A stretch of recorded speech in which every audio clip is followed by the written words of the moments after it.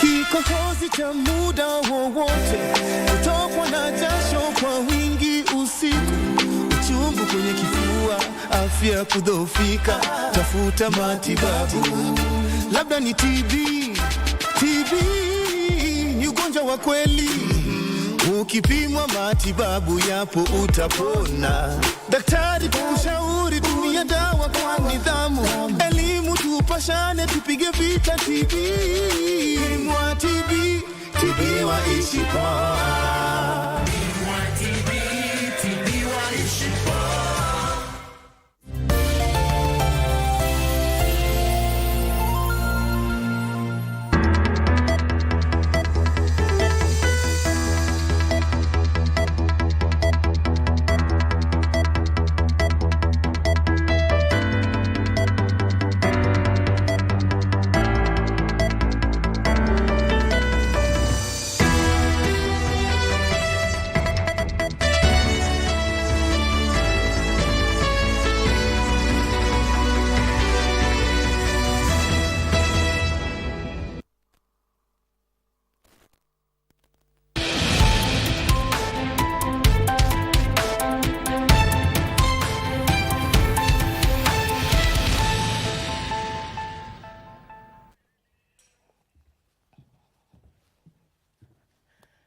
Good afternoon. You are in time for the Lunchtime News. A very warm welcome to the broadcast. My name is Irene Mchuma Odem.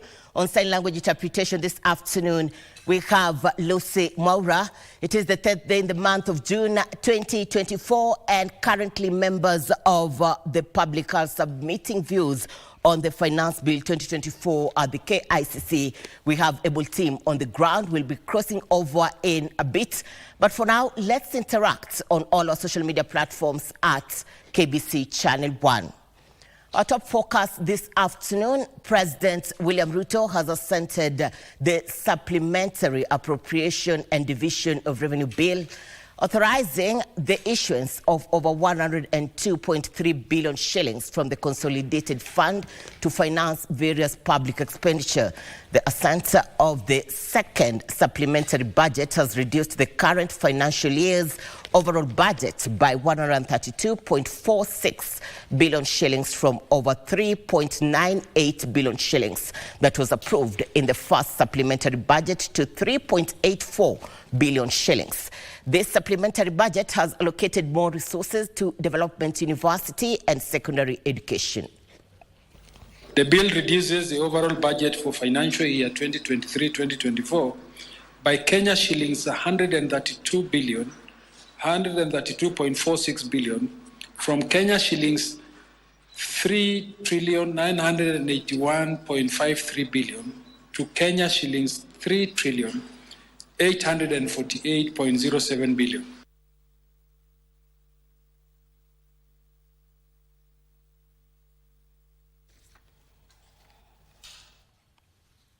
All right, we'll be getting more details in regards to the same in our subsequent bulletins. For now, let's cross over to the Kenyatta International Convention Center in the county of Nairobi, where members of the public are currently giving their views in regards to the Finance Bill 2024. My colleague Giverson Maina is on that bit. Let's cross over and listen in. Have we achieved what we wanted to achieve? And I don't think a year is sufficient for that to happen. We should allow it to help grow these sectors that are nascent, to help a lot of more people move, access this basic community that is electricity and clean cooking. Thank you, Bwana Chair, and willing to take any questions. Thank you very much for a spirited presentation on renewable energy. Honorable Monyoro, you have an intervention.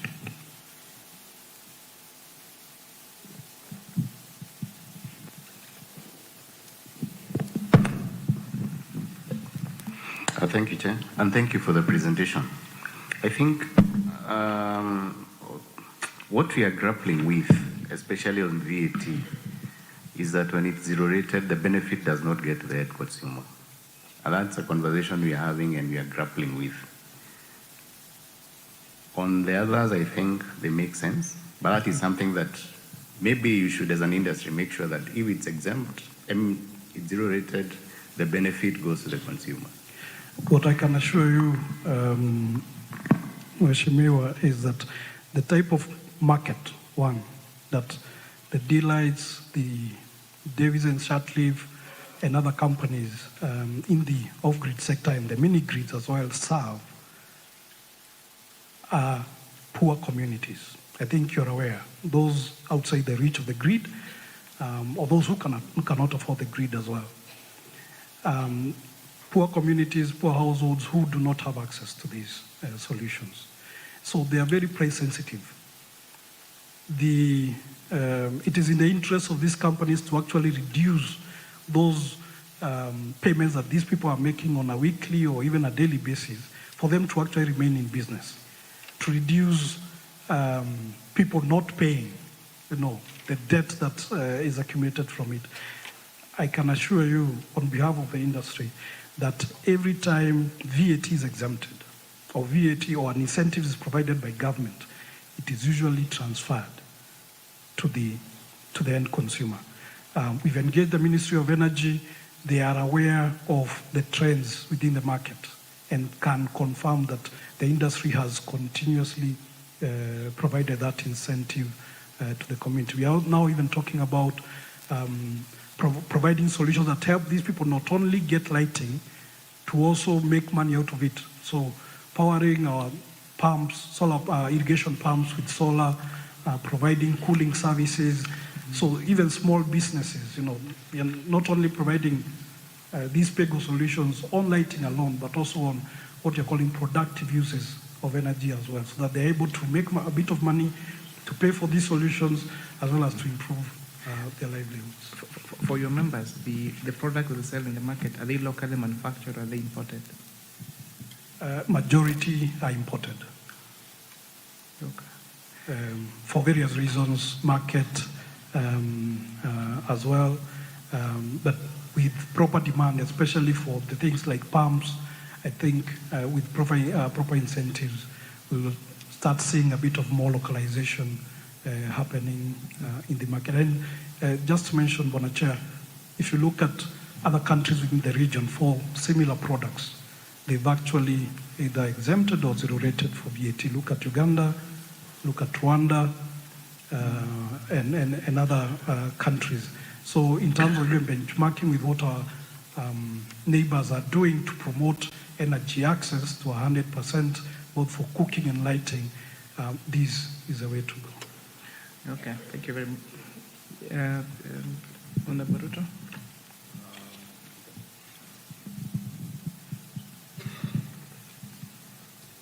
There was one mic here, I don't know where it has disappeared to. Since you mentioned that some you import, implying some you manufacture locally, would you mind to tell what are these products you manufacture? Those are the live events from the Kenyatta International Convention Center. This as the National Assembly Finance Committee is expected to today conclude the public hearing on the Finance Bill 2024, and at the same time we're expecting the budget reading, which is scheduled for Thursday this week. Be sure to keep it KBC Channel 1. My colleague Giverson Maina is at the KICC and will be bringing us detailed news item in our comprehensive news bulletins later in the day. In other news this afternoon, residents of Tana Delta in Tana River County have raised concern over what they term as a looming food crisis in the area following the heavy downpour that destroyed crops.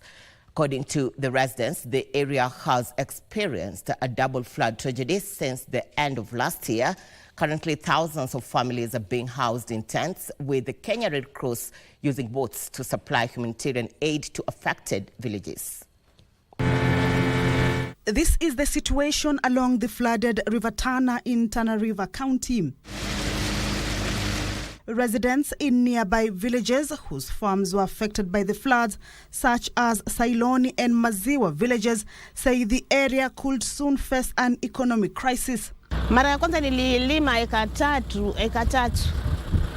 Nikalima mahindi, pojo na kunde. na ilikuwa imebakiza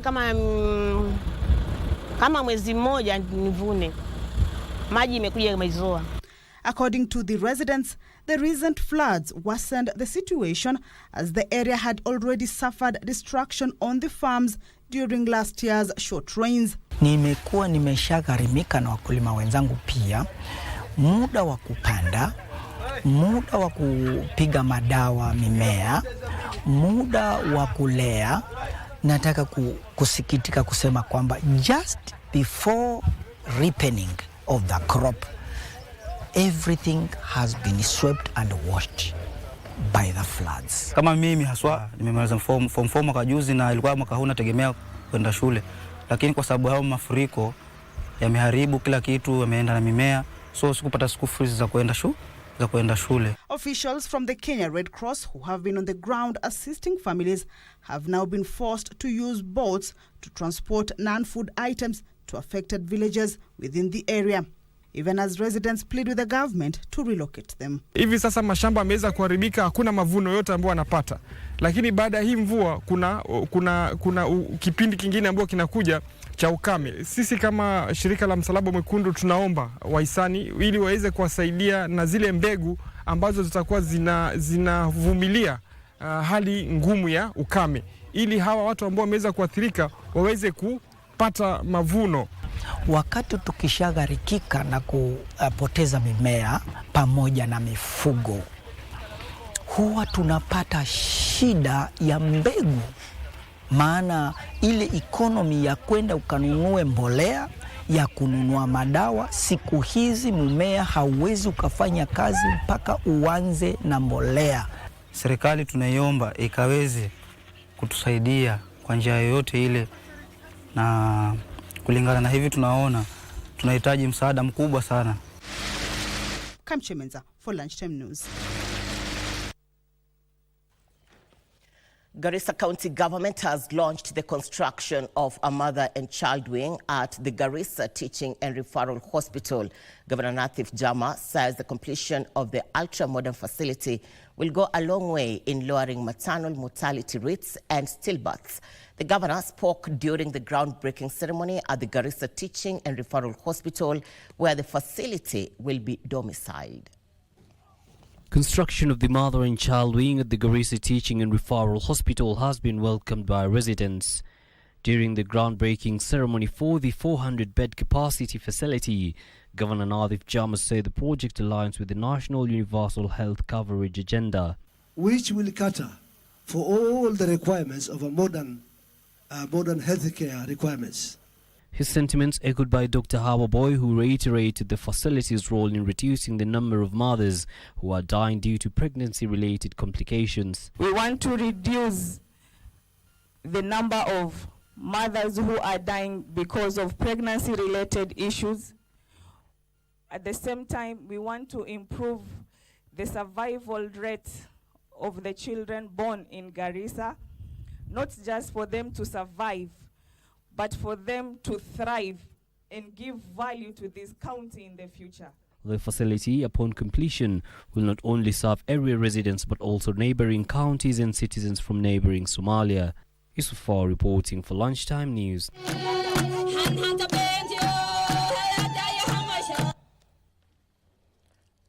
Bungoma County Deputy Governor Jennifer Mbatiani is urging women to deliver in health facilities for timely intervention in case of emergencies to reduce maternal and child mortality.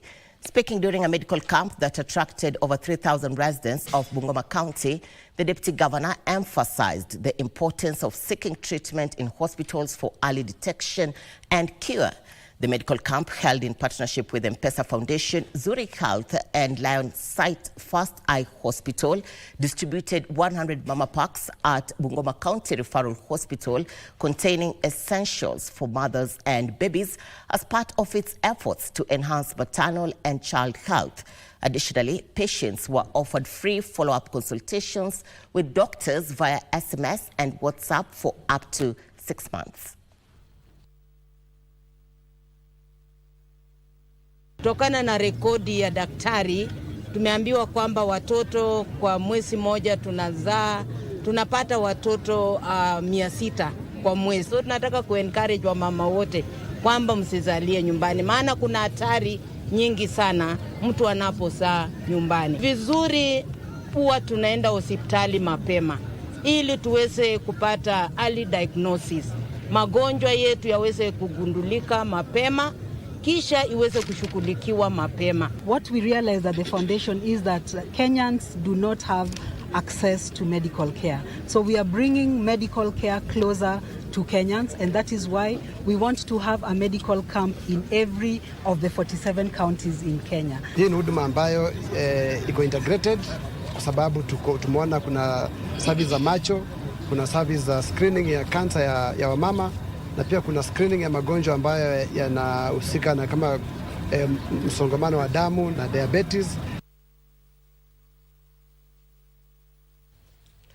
To security concerns, residents of Mwingi in Kitui County are in mourning after 3 people from Mwingi West and 1 from Gomeni in Mwingi North were brutally murdered by unknown assailants in a suspected terror attack at Alingbogiri area in Dadaab, Garissa County. The 4 whose bodies allegedly had multiple gunshots and stab wounds, according to the family members, were attacked while asleep in a construction site on Friday last week, 10 kilometers from Dadaab. The killing comes barely a month after 7 others from the same region lost their lives following an EAD attack at Elwak. Kapingwa kutoka Dadaab. Tukaambiwa brother yetu ameanga. Sisi sote tulipinga nduru pamoja na mke wa huyo kijana na watoto wangu. Hapo nyumbani hapakuwa na amani. Nimesikitika sana kwa hii kifo ya brother yangu, maana aliuliwa kionyama. Wakati nilisikia hiyo ripoti vile ilinipikia asubuhi kitu kama saa 2 hivi, nilistuka sana moyoni na nikaanza kulia. Serikali inafaa kuwa na mikakati ya kudumisha usalama katikati yetu wakati tunapofanya huku kazi maeneo hiyo ya Northeastern.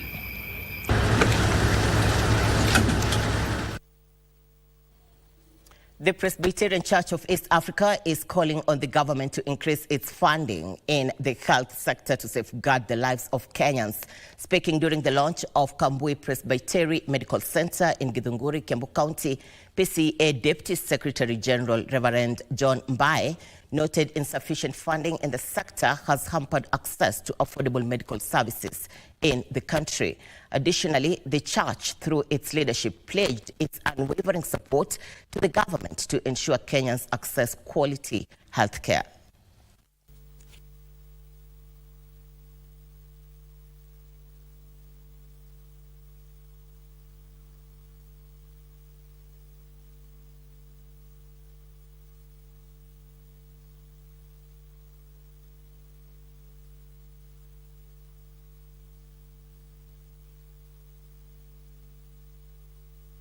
It is important to urge the government as they prioritize the budgeting.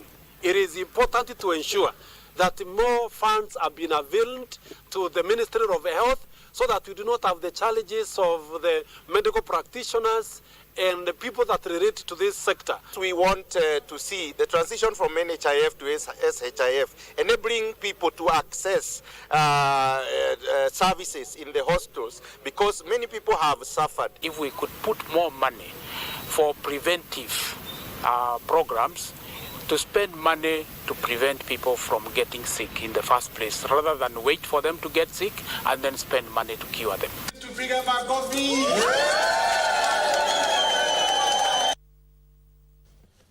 Manyata Member of Parliament Gitonga Mukunji has urged the government to increase the budgetary allocations for junior secondary school program to ease the financial burden on parents. Speaking while commissioning 2 classrooms at St. John Karumiri Comprehensive School under his Masomo Bila Stress program, Mukunji said the NGCDF in Manyata under his patronage has allocated funds to renovate classrooms and provide laboratory equipment to the junior secondary schools in the constituency.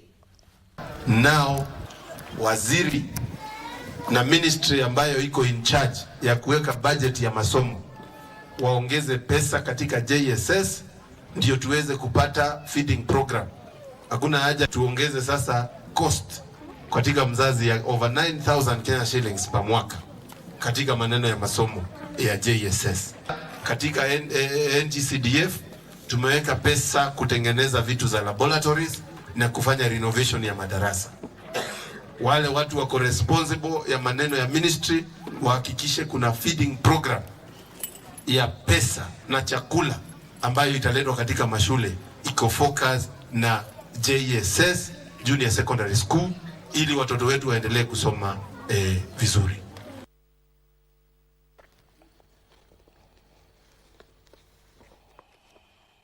Parents have been urged to allow their children choose their future careers at an early stage to allow them ample time to develop interest. During an annual career day held at Liki Hill School in Nanyuki, Laikipia County, learners were exposed to different careers, an event the school's head teacher, Munene Kihoro, termed as an eye-opener. James Muraya from Central Career noted that with early guidance, each child can perform 3 careers perfectly. The learners appreciated the opportunity, noting that it has given insight into career options available.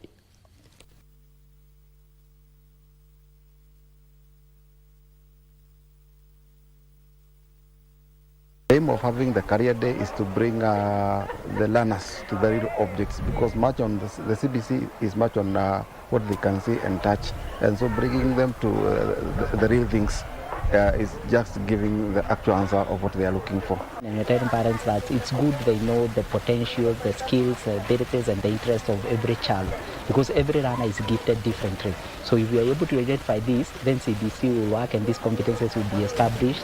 I just thank the administration, the director, because she understands the essence of putting this in our early lives when we are young. 1,200 reformed addicts have graduated from various rehabilitation facilities across the country after successfully completing their rehabilitation program. The graduates are drawn from Bomet, Mombasa, Embu and Meru counties. Speaking at Full Gospel Church of Kenya in Chemose, Nandi County, Pastor Dorcas Rigathi lauded the men for voluntarily joining the rehabilitation facilities. This as Deputy Governor Nandi County, Dr. Yulita Mitei, called on fathers to be present as good role models for the boy child. Tuambie hii pombe na bangi munaona ni kitu mbaya. Wakiingia two weeks withdraw symptoms, unafikiria watu ni wazimu. Wanatambaa, wanajiongelesha, wanafanya mambo mengine, hata wewe unalia tu. Wengi wamekuwa soba. Ukienda Mombasa, kuna 66 ambao tutagraduate.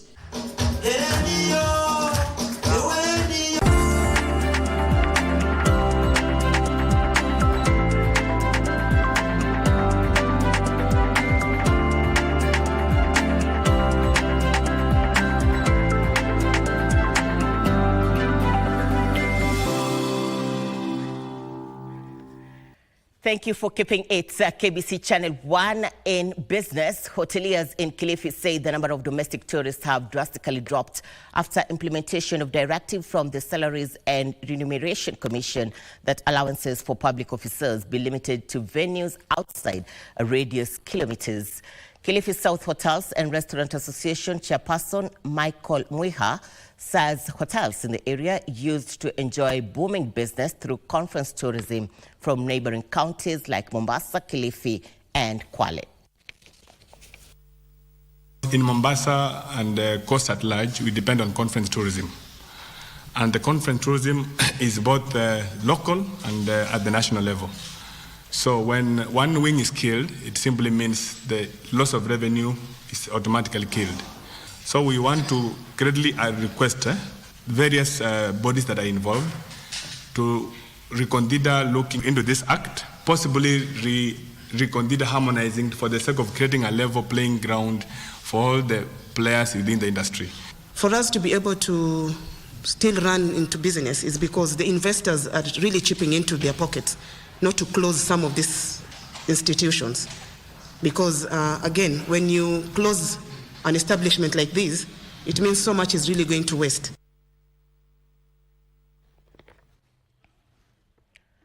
Well, Thousands of beekeepers in Kilifi County are set to benefit from a 70 million shilling investment in apiculture by the county government. The fund will facilitate the distribution of beehives, honey extracting equipment, and honey harvesting tools to farmers. Additionally, 15 honey collection centers across the county will be constructed in 15 wards in a bid to ease the process of collecting the product from farmers and enable a seamless ferrying of the harvested honey to the honey processing plant in Tezo, Kilifi North Sub-County in the county of Kilifi.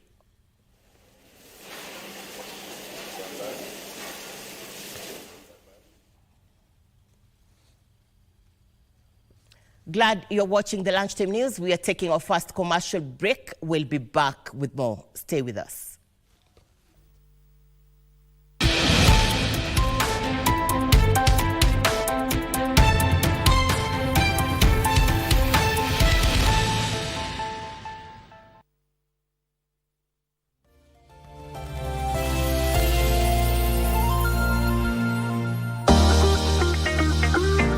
Una malimbikizi ya ushuru? Mamlaka ya utozaji ushuru nchini KRA inakupa msamaha wa adhabu na riba ya ushuru kufikia tarehe 31 Disemba 2022 kupitia Tax Amnesty Program. Ili kujua jinsi ya kupata msamaha, jiunge nasi kwenye maonyesho ya barabarani kote nchini ukiletewa na KRA kwa ushirikiano na KBC. Pia tutakuelekeza jinsi ya kujaza fomu za ushuru na kujisajili kwa e-Teams, mfumo mpya unaokusaidia kutoa risiti za kidijitali kwa njia rahisi. Jumanne tarehe 11 Juni, msafara wetu utaingia kaunti ya Nakuru katika maeneo ya Naivasha, Gilgil, Nyahururu, Olkalao, Subukia, Bahati, Langalanga na mji wa Nakuru. Kisha Jumatano tarehe 12 Juni, tutazuru mitaa inayopatikana Nakuru, Njoro, Elbagon, Molo na Mau Summit. KRA, tulipe ushuru, tujitegemee. Hata akifufuliwa atakuwa na msaada gani? Manake wakati huo atakuwa hawezi kusema wala kutamka lolote. Tukishuku kwa wewe ndio ulisika na kifo chake utajitetea. Ati nini? Wasemaje? Ungetia bidii, mikakati, juhudi wa Nuru. Pakarembo. Kwa namtaka Nuru. Ana nini chako? Wamdai? Kila nikutazama hapo moyo wangu unajawa na furaha sana. Lakini unapotoweka tu katika mboni zangu ni karaha ndizo zinazonitawala. Nipende basi. Kuna nini mizimuni? Naenda kushuhudia ni nani atakayechaguliwa kuwa kiongozi kati yako na ndugu yako.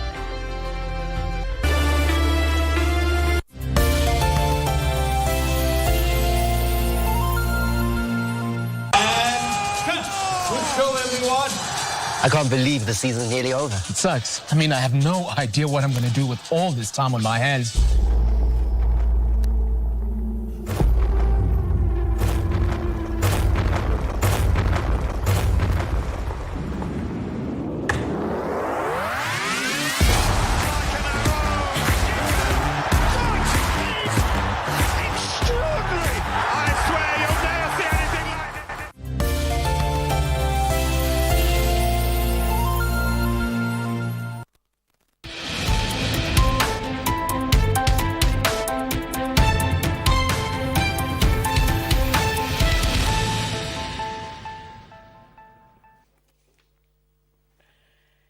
Glad you're watching the Lunchtime News. Thank you for creating time for us. In business this afternoon, we're having an interactive session where we'll be discussing matters on innovation in AI. But for now, we cross over to Elgeyo Marakwet County, where my colleague O'Brien Kimani is this afternoon, focusing on mango production in the region. O'Brien, good afternoon.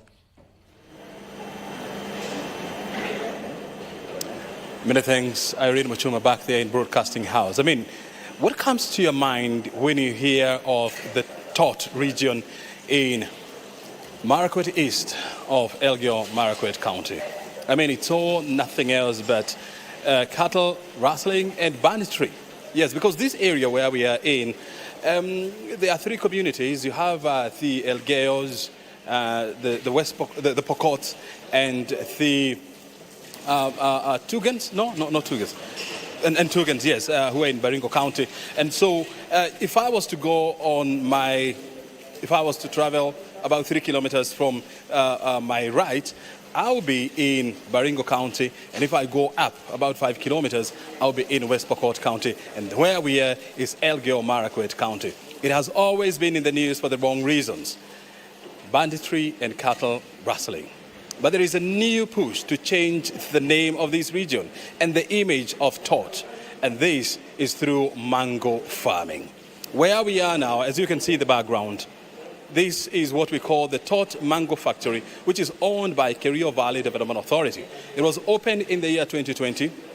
It has about 200 farmers supplying mangoes to this factory, which processes the same, and then it is applied to the counties of Uasin Gishu, as well as here in Elgeyo Marakwet and Nairobi. There are plans to expand this company and, of course, upscale production. Joining me to give more information about this company is John Kagongo. He is a business development manager at Kerio Valley Development Authority. He's going to give us more idea about the Tot Mango Factory. Thank you very much indeed for joining us. I mean, you've been in operation for 4 years. Can you give us more idea on what's happening here at the Tot Mango Factory? Yeah, the Tot Mango Factory is owned by KVDA, Kerio Valley Development Authority, which is under the Ministry of East African Development, ASALS, and East African Community, ASALS, and Regional Development. This factory was installed here specifically to help the people of Marakwet East, Tot specifically, because they have high production of mangoes, and this has helped to empower them in terms of, because this area is prone to insecurity, this area is prone to so many negative issues, but when we brought the factory here, then it has been able to contain insecurity by empowering the people and enabling them to take their children to school, and therefore it has helped them. Now, we also do the production of the seedlings from the nurseries. We have a nursery across, and therefore we manage from production of the seedlings up to the whole value chain up to production, and we look for market for these products. So this factory has actually empowered the people here. We give them in excess of 20 million shillings every year for their mangoes, and therefore it has brightened the lives of many Kenyans in this region. The reason why this company was started by the government were twofold. Number one was to bring about peace and cohesion among the local communities, and number two, empower the communities here financially. Has it managed to achieve those two goals? Sure, we have managed to achieve those goals because, as I said earlier, we pay these people in excess of 20 million, and therefore they have been able to take their children to school. They have been able to grow economically. Before that, actually there were challenges. It was just cattle rustling and many other negative issues. In terms of cohesion, we also employ people around from the different communities that are staying around to work in the mango factory. So in the process, we actually bring them together, and as they benefit, they look at the positives in life, and therefore the conflict is reduced. Mm-hmm. Yes. How many employees do you have here, and what is their diversity? Yeah, we have 29 employees in this factory, and we have both engineers. We have people who run the factory. We have people who assist in sorting. We have people in quality department, and we have also people in the nursery. Mm-hmm. Yes. And do you have like different tribes here, or because this company is or this factory is located in Elgeyo Marakwet? Are the people here only Elgeyos? For Marakwet? No, we have people from other communities, and of course the local people are majority, but we have people from all communities. Yes. And I mean, when so many people hear about the Tot region, what comes into mind is cattle rustling and banditry and insecurity. How have you managed to survive in this place, despite all those three ills? I think we are lucky that the Kenyans living around here, they actually look at it as an opportunity to better their lives. So whether they are from the different groups, we've actually not had. Of course, they've just when it's not peaceful, then we have interruptions. We close for a few hours or a day, but they have never interfered with our property here, because I believe they take it that it is for their own benefit, and we don't discriminate on who brings the mangoes. The only thing we've told them is to group themselves. So we have people from across Baringo, we have people from around here Tot. They've grouped themselves in circles and they deliver to us as circles. So they own it as their property. Yes. You were telling me that this company is expected to undergo major upgrade. Tell us more about this. Yes, because of the demand from the market, we've realized that actually currently our capacity is full. We are not, in terms of capacity, we've reached our full capacity in terms of demand. So we feel the demand is higher, and we have planned to expand this factory, and the procurement process is on, and so far we've identified a supplier. So in a few months, maybe 2-3 months, we will be able to have a fully automated system in this factory. Yes, so with a higher capacity. The one that we have currently is doing 1,500 per day, but the new machines will do 4,000 bottles per hour. Before I let you go, Kagongo, tell us this. How is this company or factory expected to change the face and the name of Tot? One, there is very high production of mangoes. So as we increase production, we'll be able to mob all of them. So people will, supply without limitation their mangoes that are here, that are available here. And as we have also, I also mentioned, we are doing 1,000. Currently, we have 1,500, 1.5 million. Seedlings available, mango seedlings available. Yeah. So it means we are also promoting them to do the production. We do capacity building for them. So we train them on the best practices of producing mango. And eventually, they will produce more. And because of the increased capacity of the factory, they will be able to benefit more. Very good. Yes. And what we have also done at the market is that we've expanded. We do capacity building. They sell the mangoes to us. We do production, and we look for market for them. So we are available in the market all over Kenya. Very good. The North Rift, we are dominating. Asante sana. Time, of course, has never been enough on screen, but we highly appreciate your time and, of course, for sharing those insights with us. I mean, we've been talking to John Kagongo. He's a business development manager for Kerio Valley Development Authority. We are at the Tot Mango Factory here in Marakwet, east of Elgeyo Marakwet County. I told you it's about 470 kilometers outside of Nairobi. We are at the border between West Pokot, Baringo, and Elgeyo Marakwet. Thank you very much indeed for joining us. Back to you in studio, Irene Muchuma. Thank you, Brian. Good to have you. Of course, we'll be expecting more from Elgeyo Marakwet in our subsequent bulletins. But to the county of Kilifi, in one of our top stories in business this afternoon, thousands of beekeepers in Kilifi County are set to benefit from a 70 million shilling investment in apiculture by the county government. The fund will facilitate the distribution of beehives, honey extracting equipment, and honey harvesting tools to farmers. Additionally, 15 honey collection centers across the county will be constructed in 15 wards in a bid to ease the process of collecting the product from farmers and enable a seamless ferrying of the harvested honey to the honey processing plant in Tezo, Kilifi North Sub-County in the county of Kilifi. I've distributed 1,300 Langstroth beehives this financial year, and we've reached out to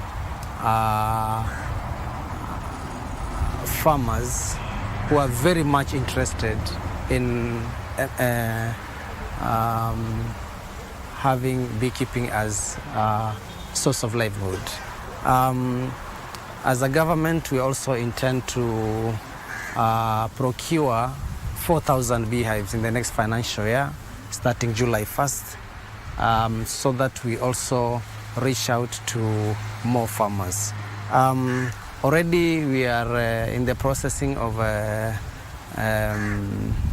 creating more partnership with more stakeholders, so that we also have market for the honey that is produced within the county. Sisi mahali tuko tuna furaha sana kubwa, kwa sababu changamoto zetu zilikuwa hata nguo za kuvunia ni shida, tunafanya kuomba.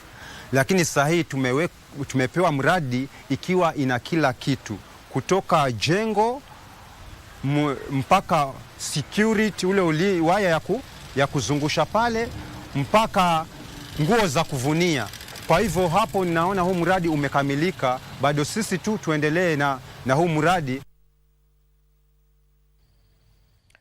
Technology industry players have been urged to embrace and champion safe innovation that meets set standards to enhance service delivery. The World Accreditation Day celebration so calls for capacity building initiatives on safe innovation taking the center stage. Frederick Moke has the details. World Accreditation Day, observed annually on June 9th, is dedicated to raising awareness about the importance of accreditation in ensuring quality and safety across various sectors. This year's theme, Empowering Tomorrow and Shaping the Future, emphasized on robust accreditation frameworks to ensure that new technologies meet high standards of safety and quality. Stanley Kamanguya pointed out that the rapid pace of technological advancements brings about new challenges related to security, privacy, and ethical considerations, hence the need for robust accreditation frameworks. Very, advanced innovations that are coming out from technology, and therefore the process then of accreditation needs to keep up with the advancements that are happening across board. Experts in the industry have called for the establishment of an accreditation program tailored specifically for companies aimed at ensuring that new technologies comply with established safety and quality standards. As we work with our agency, because whatever KENAS is implementing on accreditation is part of the mandate of the ministry.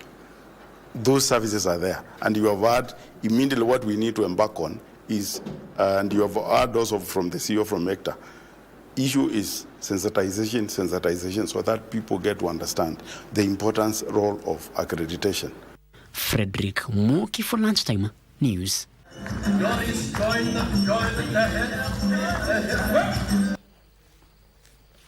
Glad you're watching the Lunchtime News. Time for us to get to our interactive segment this afternoon. We are talking innovations in AI. On set with us is William Kamore, Content Manager at LG. Welcome on set. Thank you very much, Irene, for having me. Thank you for your time too. Let's start by understanding the importance of AI to consumers. To consumers. Okay. It's a good and opportune time we are actually having this discussion, because also from the beginning or the end of last year, the Q4, the Ministry of ICT actually started and formed a task force to see how best they can be able to leverage and see how far we can be able to go with artificial intelligence and also machine learning in Kenya. So what's keen to consumers, I would say, is that AI helps in improving efficiency and also helping reduce or minimize losses and risk, and also automating various facilities. Like I would like to mention, like the past two interviews, like we've just seen for bee farming and the other one for mango reproduction, like all those are also sectors that can also be able to harness AI or artificial intelligence. So it cuts across all sectors that can be formed. From where you sit, at what percentage will you say the country is when it comes to use of AI? For use in AI, for first off, it's too early to say, but I would say we are on the infant stage because, like I had mentioned, it's just when the Ministry of ICT has started to look into this and see how best it can affect or grow in the Kenyan market. From your position right now, what are Kenyans into?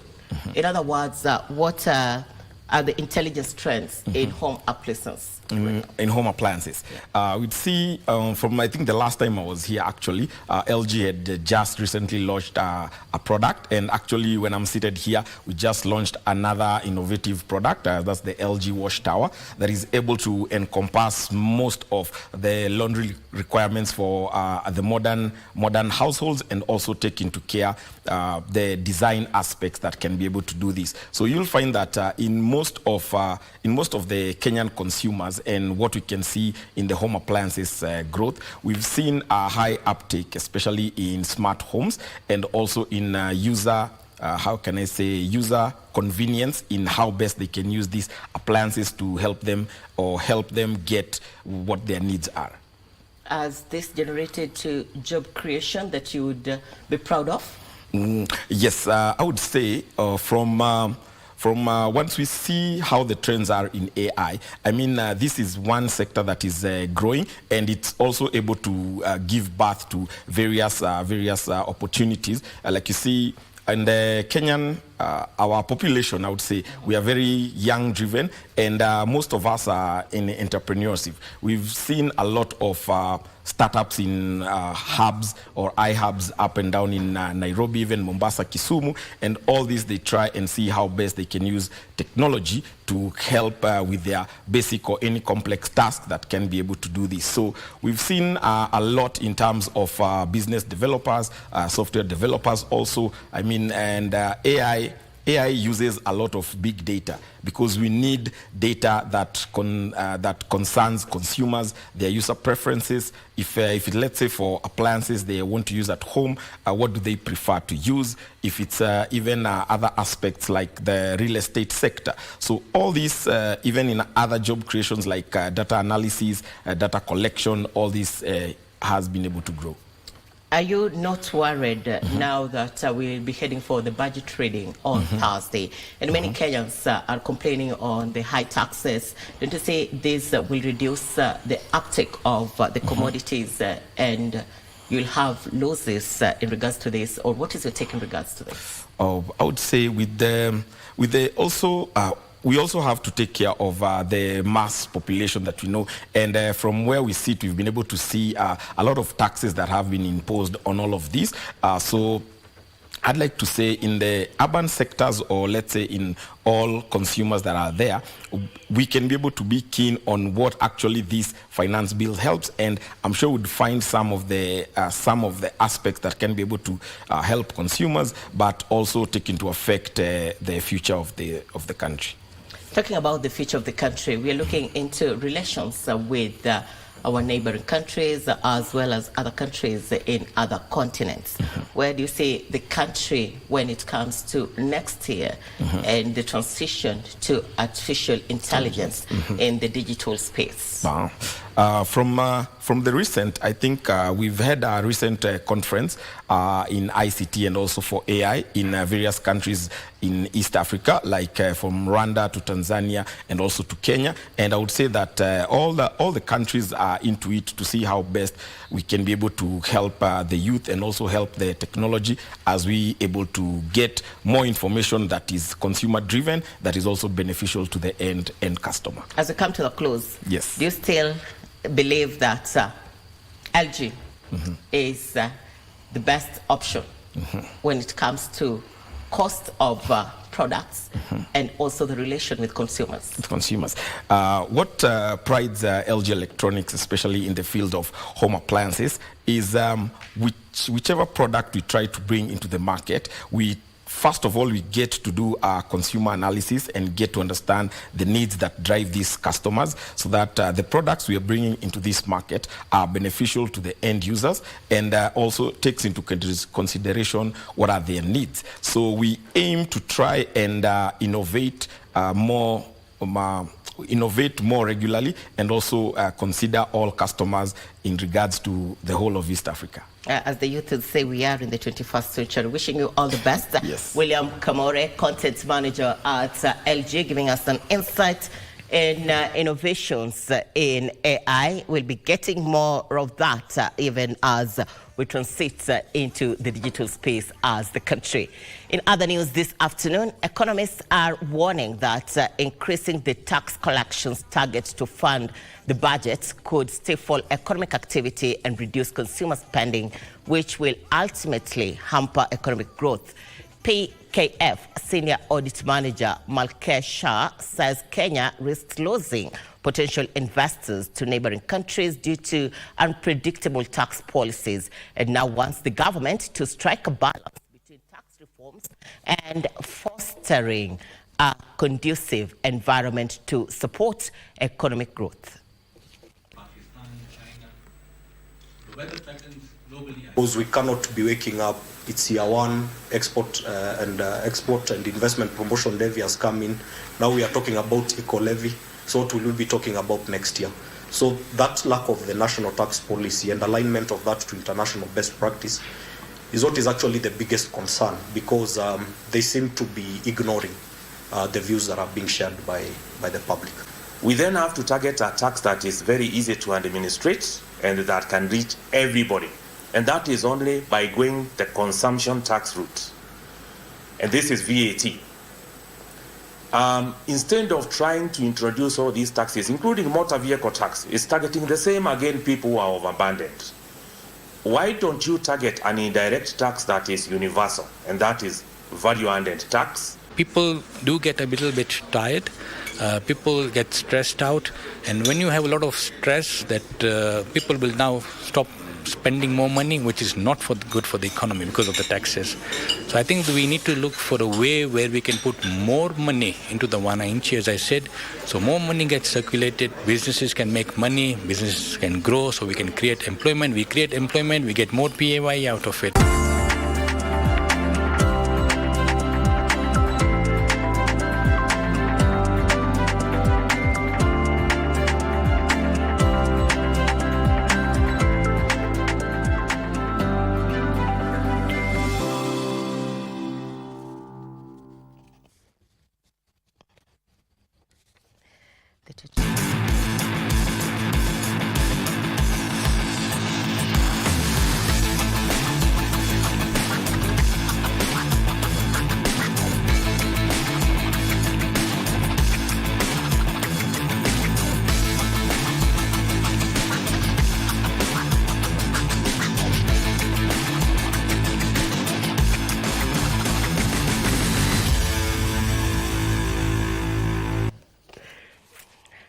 Thank you for keeping it KBC Channel 1. In sports, Okra Swim Club emerged the overall winners of the fourth round of the Peak Age Group Swimming Championship held at the Consolata School, Nairobi. More than 700 junior swimmers drawn from Nairobi, Kiambu and Kajiado counties took part in the championship. Okra Swim Club had a combined team score of 499 points to win the title, as Aga Khan Academy came in second with 394 points. St. Hannah's School finished third with 248 points. Courtney Muiruri won the girls' 6 years and below individual ranking ahead of Lisa Njeri and Maloba Havai, who finished second and third respectively. I would like to urge all the partners that can come on board so that can bring the talents of children from the grassroots, from different areas, because we have seen the numbers are increasing in the swimming areas. So we need more partners to come on board so that can continue improving the living of swimmers. In the boys 7 to 8 years individual category, Dylan Atea won the title ahead of Rumu Midhamo and Theo Masharia, who completed the podium positions. Former Africa champions Teranga Lions of Senegal registered a 1-0 win over Mauritania to top Group B with 8 points. In another Group B encounter, DRC Congo defeated the Hawks of Togo 1-0 in a match played last night. In Group A, Djibouti is still placed last after they drew 1-1 with Ethiopia at home. Sao Tome lost 1-0 to third-placed Liberia in Group H, while Namibia held Tunisia to a goalless draw. Today, Guinea-Bissau will host Egypt, while Burkina Faso will play Sierra Leone in Group A matches. Benin will host Nigeria as Niger takes on Eritrea in Group G. Somalia will play Botswana.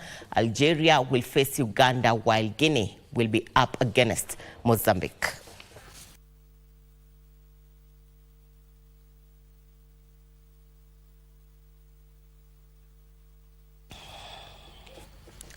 The 2020 Euro Cup winners, Italy, extended their winning run with a narrow 1-0 victory over Bosnia-Herzegovina in their final Euro warm-up match. Federico Chiesa scored the lone goal for the